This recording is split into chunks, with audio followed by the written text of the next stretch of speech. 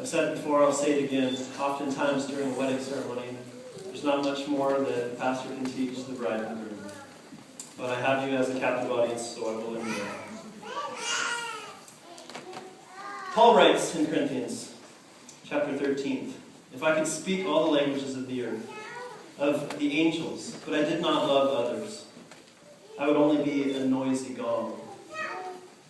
If I had the gift of prophecy, and if I understood all of God's secret plans, and possessed all knowledge, and if I had such faith that I could move the mountains, but I did not love, it would be nothing.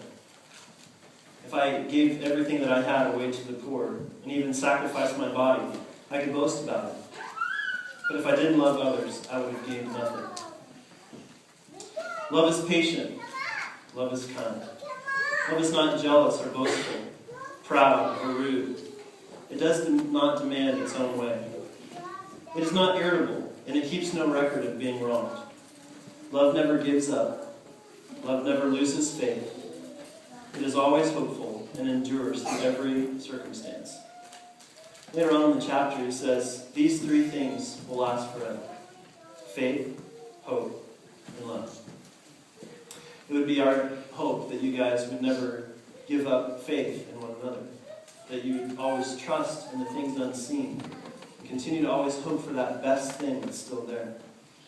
We would hope that you would never give up hope in the relationship, and that you would never give up love.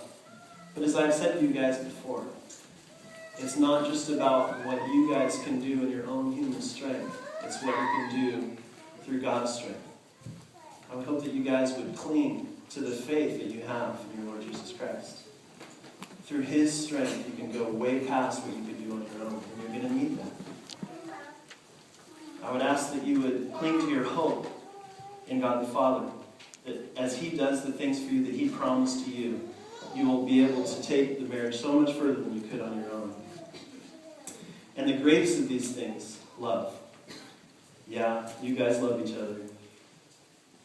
But the love that God can teach you will take it so much past that. You need to be able to cling on to that. Then as you learn to love your wife, learn how to serve her. You wanted to have a part of the ceremony be some foot washing. That's a very powerful, symbolic gesture of you serving your wife. And I would ask that you continue to learn how to serve her. Do what is best in her interest. Consider her interests above your own interests. And sometimes that may not be what she wants, but what is best for her. Look for those things and how you can best serve her. Amelia, as you learn to love your husband, learn how to show your love to him through speaking respect into his life. Tough times may come. You're going to need to be able to speak love, the love language of respect into his life. It'll be tough, but you can do it. Now, not to be a Debbie Downer, there will be great times in the marriage as well. As you guys come to these highs and lows in the marriage relationship, cling to each other and cling to God. Okay. Ben, please grab Millie's hands.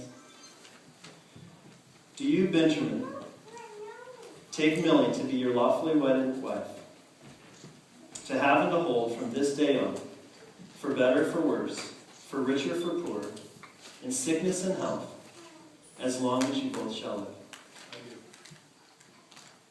Amelia, do you take Benjamin to be your lawfully wedded husband, to have and hold from this day on, for better, for worse, for richer, for poorer, in sickness and health, till death do you part?